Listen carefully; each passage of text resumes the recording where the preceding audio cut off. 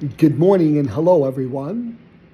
This is, of course, Pastor Hustel, asking God's grace, blessings, and mercy be upon you and yours and our family. Whether it's our personal, individual family or our family of the church, we ask that God continue to bless us, to be with us, to honor us, and to help us as we continue to discern what is the path forward. I want to take an opportunity again, as I did yesterday in service, to thank you. Thank you to those of you who are speaking up, communicating with me, and letting me know your feelings, your hopes, your desires, your prayers for the future, and how we can journey together and grow and develop and truly become the community that God intends us to be.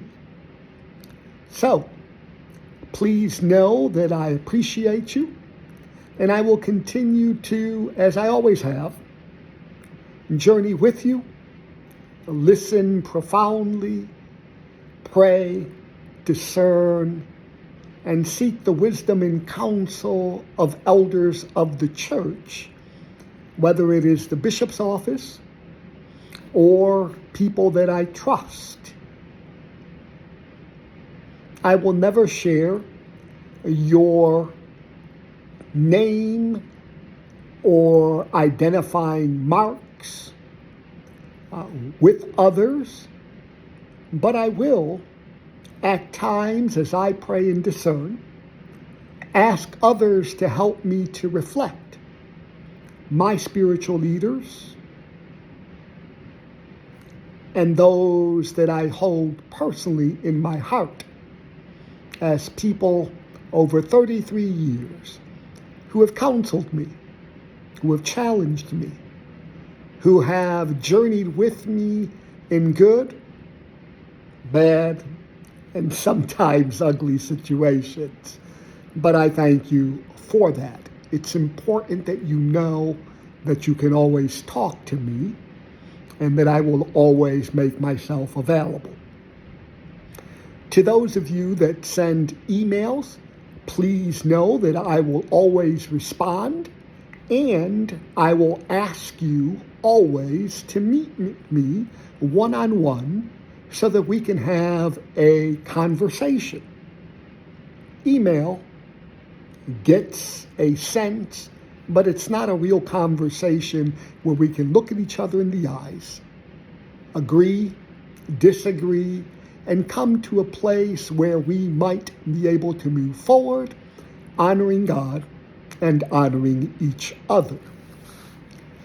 Our call committee continues to do their confidential work.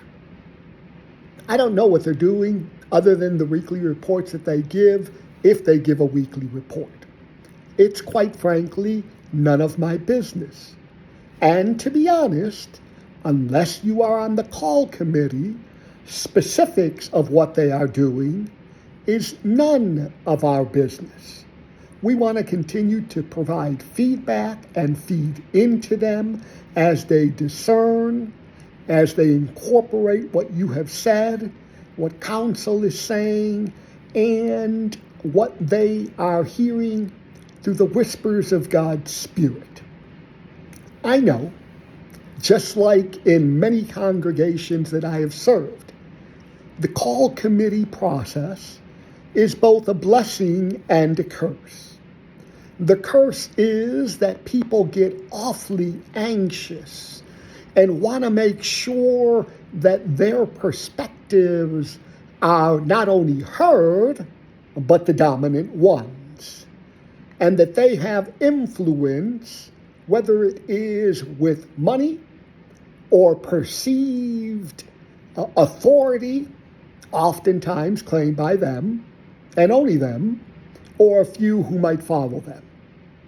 But the reality is that this is a process of the church and not a few perspectives and a few individuals. It is, and it continues to be, and it will continue to be a discernment process for our call committee. Those are men and women that we as a congregation know, trust, and believe that they are listening to each other and God's movement in their lives, leading them towards a profile that will confirm who God has already selected. I also am aware that in these situations, the anxiety level increases such that at times we want a pastor that thinks like us, looks like us, acts like us, speaks like us, and speaks to what we consider biblically based. But I would remind you, when was the last time in 50 some odd years of history of Redeemer that a pastor has not spoken on scriptures and biblically based? They may have interpreted them different than you, or similar to you, or may have challenged you to grow or to listen, or they may have been challenged to grow and to listen. But my individual preferences, your individual preferences are irrelevant to God's call and God's desire. So, don't be so quick to judge what is and isn't biblically based. Don't be so quick to judge what is or isn't the right individual. I saw something the other day that came across my desk that referred to whoever the no pastor is, that he, and I'm like, he? Why does the pastor have to be a he? Why can't it be a she? A they or a them? That is up to God and the discernment of the call committee that will take that decision and move it forward through the process of counsel and ultimately to the church. But please, we don't know, nor do we need to limit a person's call simply based on gender. God has already chosen that. God has already selected that. So, keep your mind, your hearts open to the movement of God's Spirit. I'm excited to see where God leads us as a church and as a community, and who God is going to call. And I will, of course, like any good interim, pass the baton, share some information if they desire that shared, and bless them as they move forward with you as your new pastor. And then I will, as I've done in other places, get on my horse and ride off into the sunset, not looking back, but certainly praying for them and for you. And then I'll move on to the next challenge that God places before me. Know that you are loved, know that you are cared for, and know that God is going to do what God is going to do.